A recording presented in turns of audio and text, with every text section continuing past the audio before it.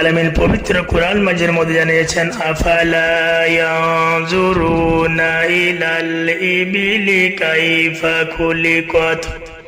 তারা কি উটগুলোর প্রতি লক্ষ্য করে না যে সেগুলো কিভাবে সৃষ্টি করা হয়েছে? ওয়াইলাস সামাই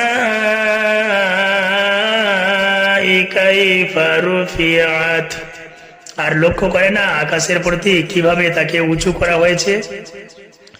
ওয়াইলাল জিবালি কাইফা নুসিবাত। পাহাড়গুলোর প্রতি কিভাবে সেগুলোকে মজবুত ভাবে দাঁড় করানো হয়েছে। ওয়াইলাল আরদি কাইফা সুতিআত। আর জমির প্রতি কিভাবে তা বিছিয়ে দেওয়া হয়েছে। ফাযাক্কির ইন্নামা আনতা মুযাক্কির। অতএব আপনি উপদেশ দিতে থাকুন, কেননা আপনি তো একজন উপদেশ দানকারী মাত্র। তাহলে ভাইজান, আব্বাজানেরা আমার এখানে বুঝতে পারলাম যে আল্লাহ পাক আল্লাহ তাআলা পাহাড়, পর্বত, নদী, নালা, গাছপালা যা কিছু সৃষ্টি করেছেন মানুষের উপকারের জন্যই। মানুষের কোনো ক্ষতি আমার আল্লাহ পাক 100 পরিমাণ চান নাই, কারণ বান্দাদেরকে আমার আল্লাহ অনেক ভালোবাসেন। সেই জন্য 18,000 মখলুকাতের শ্রেষ্ঠ করে আল্লাহ পাক পৃথিবীর মধ্যে পাঠিয়েছেন।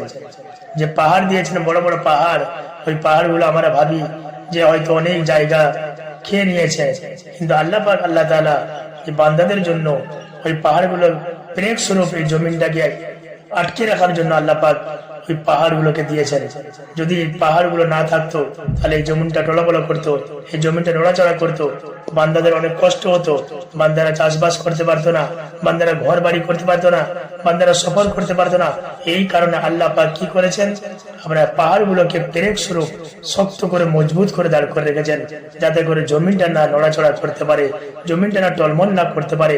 সেই জন্য আল্লাহ পাক বান্দাদের উপকারের জন্য পাহাড়, পর্বত, নদী, নালা, গাছপালা সবকিছু ঠিক ঠিক সময়ে ঠিক জায়গায় আমার আল্লাহ পাক দিয়েছেন।